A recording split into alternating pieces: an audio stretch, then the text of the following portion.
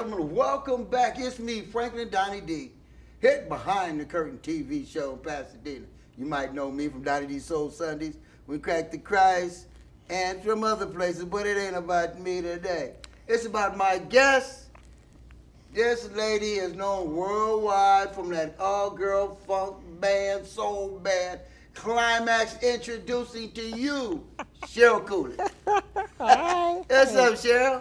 Hey, Donnie D. All right. Welcome back to Behind. We're in front of the curtains, but Behind the Curtain show.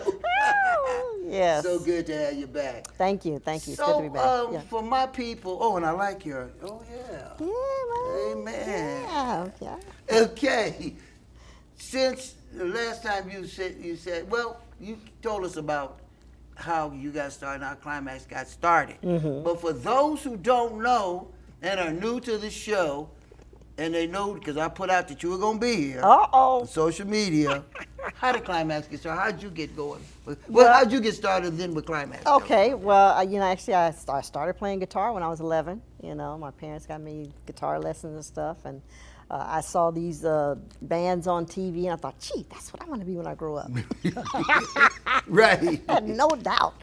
That that's what I want to do. And coming up in Los Angeles area, Right. I played in different bands and stuff like that. And one time I was at a rehearsal, and I saw these girls looking in the window at the rehearsal, and they just kind of walked in and said, "Hey, you don't want to be with this band. You want to be with our band. We have an all-female band called Climax." Oh.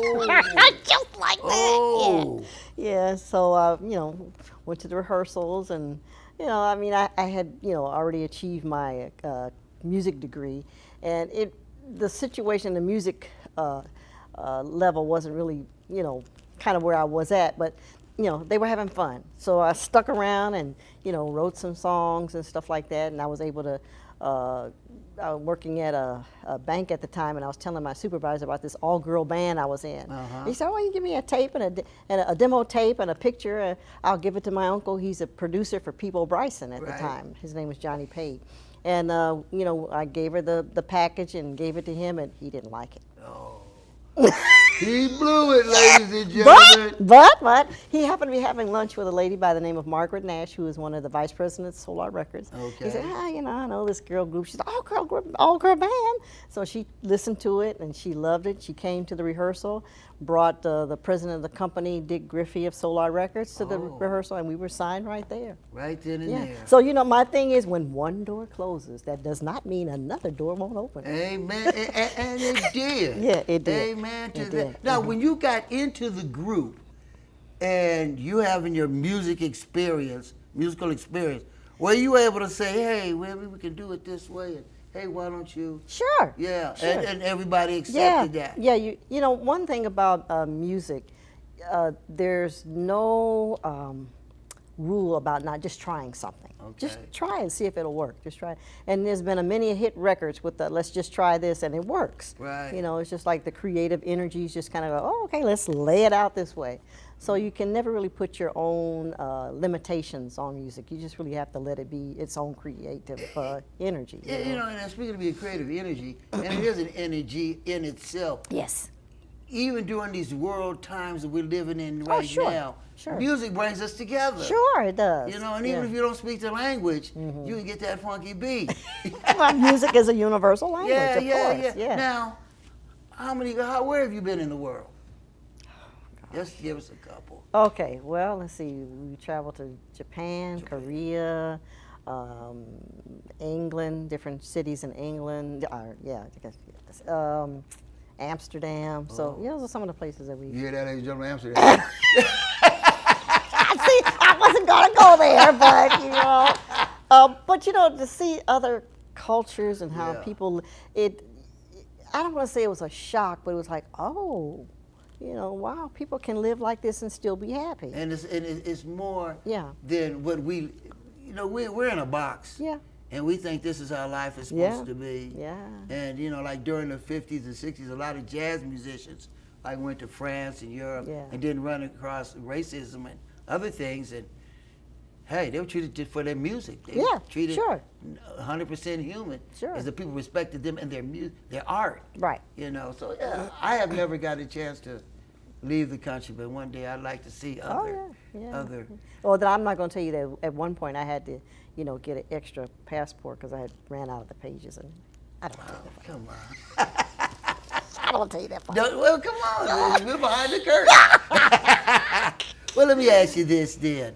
You were with Solar Records, and anybody who knows music knows Solar Records. Yeah. There's different stories how it got started with Don Cornelius. I remember Don Cornelius and Dick Griffey had Soul Train Records. Yeah. And they had a group called the Soul Train Gang. And I think one of those guys ended up starting with Shalimar. A lot of people think Howard Hewitt was the first Shalimar singer, but he wasn't. I mean, that's a different story. Yeah. But when he came, it took off. It took off. Okay, well, with Solar, name some of the groups that you worked with, some of your stable mates. Well, actually our first producers at Solar Records was from Lakeside, Otis Stokes and Stephen Shockley. They were our first album, first producers, and they were really good at teaching us, how the studios worked and how recording worked. Of course, the famous song "Meeting in the Ladies' Room" that everybody, signatures us to, was written by Midnight Star. Right, Reggie? Was the group? Yeah, a few of them in the group there. We also had, there was many staff writers at Solar. Oh, Really. Leon, did you ever have any songs with Leon? I can't say Leon in particular, but he had a production group. But he did do a lot of production at Solar. And then we even got to the point where we were producing our own. So we had great opportunities at Solar. I mean, it was a great place to grow up into the industry, and everybody was willing to help each other and teach each other. It was really a great, recording family. Right. All the time the Whispers was doing those great hits. Yeah. I didn't know that they were Solar at the time. I saw a video with one of the twins. I get the twins, Walter. Walter and Scott. And Scott, Scotty, they were sitting down talking, and one of them was like, "Man, they had me doing this song with this young guy, and Dick Griffey told me he's the baddest producer, and he's telling me how to sing this song this way. I know how to sing." That's what he was saying. And I got so mad, I stormed out the studio. My brother had to come get me, brought me back. We did the song, and it was our best-selling song ever. Yeah. He said that was Leon Silver's. Oh, wow. He said that the young guy knew what he was doing. I mean, creativity, it has no boundaries. We never know where it's going to take us. Have you written for other artists? No, actually I haven't. I've always done I'm writing for Climax. Are you thinking about maybe in the future? I'm open to it. Okay, speaking of the future. Uh-oh. Speaking of the future, and that clock ain't right, but speaking of leaving at the future, what do you have planned for Climax or for Cheryl Cooley in, say, the next 5 years? I enjoy performing on stage, and I'll show up as long as the audience is showing up. We show up together. Right. A lot of people are still into the the old school music, Climax music.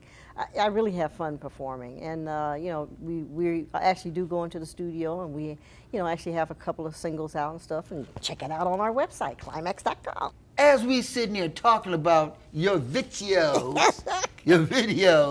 ladies and gentlemen, let's check out Climax right now.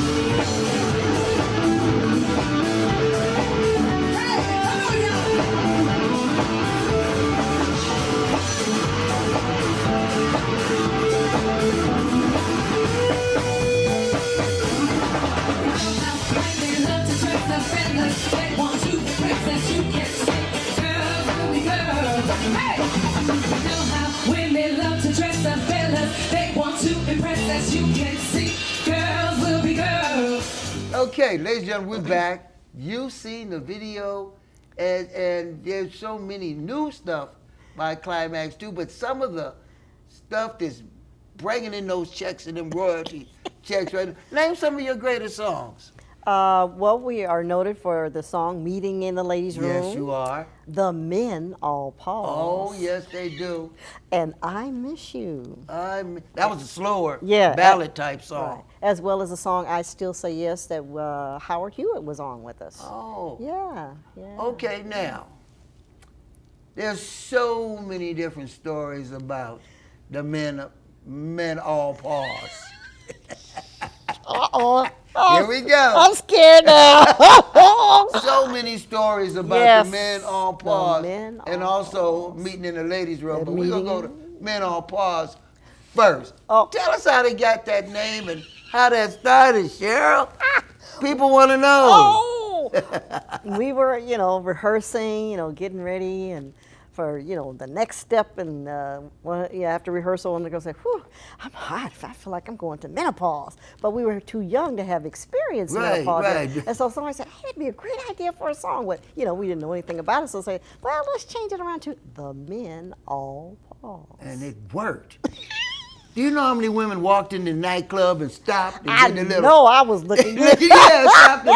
I was talking to a sister recently, and I told her that you was going to be on the show, and we were talking about the music, and she said, "Yeah, I used to go into the Speakeasy, the Red Onion, and I walk in and with my yellow dress split up to the side, and the men would all pause. I said, "Yeah, get out of here with that." But see what y'all started? Yeah, the Red Onion on Wilshire. Yeah, that the was Red the spot. Onion on Wilshire. Yeah. Amen. Now, another rumor. Uh-oh. And I get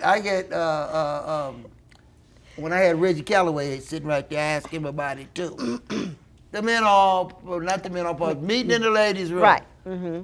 Yeah. How did that get started? Okay, now here's my version of the story. Okay, tell me your version. Because every time I tell it, and Reggie's around, he goes, "Okay." Yeah, right. Reggie told me, well, something like that.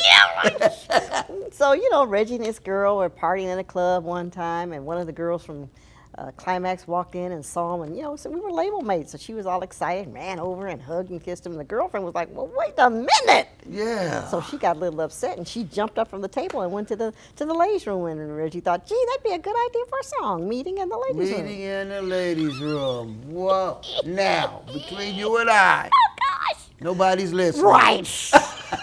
Ain't nobody else but you and I. Did anything go down in the ladies' room? What happened? Did anything? They come out smiling and hugging? What happened? Okay, Shay. Reggie, you watching this? What? Yeah, that was you know what though? That within, you guys had the groups going, the bands was knocking things out. Yeah. The funk was on top of the world. Then they threw a curve at us called disco.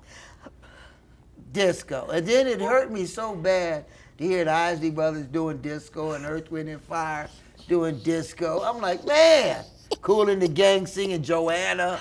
I'm like, come on now. But how did y'all survive during that time? Again, luckily we had great producers at Solar. We're Funketeers, so Yeah. that's always where our musical foundation Right. was. So, it's one thing to have what they call four on the floor, which is, kind of the short term for what disco is. But, Right. It's another thing to have, your funk chords and your bass lines and stuff like that. So, I always encourage any musician, any artist to be true to what music comes out from within. Okay. And funk survived. Yeah. Funk bands are still Still, the yeah. groups are still coming out, Right, doing their yeah, thing, and I yeah. don't know too many disco groups that are. But you still hear four on the floor every once in a while. Yeah. But you know what else that got me is that music didn't really have too many real musicians. A lot of computerized, programmed. Here we go. You're gonna go on that subject. Yeah, aren't you? well, you're a musician. Yes. You studied music. Yes. That stuff, that and rap, put a lot of people. I was gonna be straight up about it. That and rap did kind of hurt a lot of people, but that's that. But being a true musician, what did he say about all that electronics, drum machines? Right. We really have to look at how all this ties together because, once they started taking out music out of the schools, Yeah. that was the first hit. Right. And a lot of, a lot of kids, that's where the only place that they can learn is in school. I remember. So, yeah, when they started that, and then when, the electronics started, mimicking real instruments, and, when the record companies started downsizing, and when, singing to a track became popular. I mean, all of that mixed in together is why we are where we're at now. Yeah, and then when I'm sorry, one last thing. And our good friend, Mr. Bill Clinton, deregulating the entertainment business, that was it. It was a downhill. Ever since then. 96, he just... Dang. Yeah. And when I'm a grandfather, and I tell my granddaughter when she gets in the car with me, take them here things out to Billie Eilish, whoever you listening to.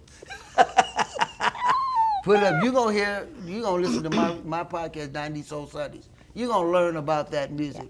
Yeah. That we call real music. Yeah. It is real music, Yeah. in my opinion. A lot of young people really, crave for it because it's like, oh, that's something, that resonates with their soul as opposed to just boom, cha, boom, cha. Yeah. It's the harmonies, the bass lines, all of that. There's something in it that the human soul desires. It's almost like food. You got to have it. Yeah. Yeah. And I'm surprised that, when we look out into the audience and we see all ages. Yeah. It's like, wow, Right. That's true. Yeah. Now, speaking of that, looking out at the crowds, let's get into a live performance Uh-oh. from Climax, ladies and gentlemen.